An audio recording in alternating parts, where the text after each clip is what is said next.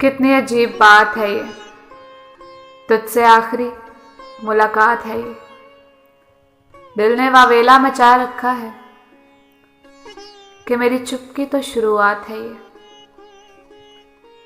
ہنستا رہوں گا میں، بستا رہوں گا میں، پر چاہتا ہوں کیا اپنا کہوں گا میں۔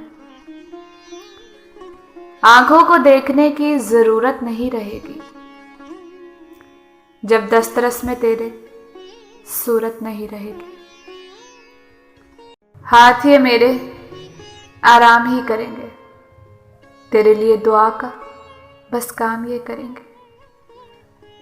گھر میں ہی رہوں گا، نکلا نہیں کروں گا، نام پہ اعتبار کے پگھلا نہیں کروں گا۔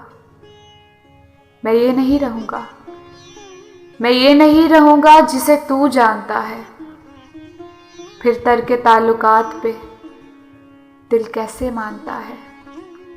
اگر آپ کو یہ ویڈیو پسند آئی ہو تو ویڈیو کو لائک کریں، شیئر کریں اور چینل کو سبسکرائب کریں اور بیل آئیکن کو لازمی پریس کریں تاکہ ہر نئی آنے والی ویڈیوز کی نوٹیفیکیشنز آپ کو آسانی سے مل سکیں۔